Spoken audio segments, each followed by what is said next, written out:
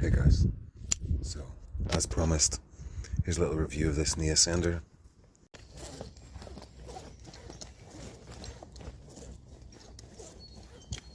I've had quite a few good climbs on it now, and I've been training with it.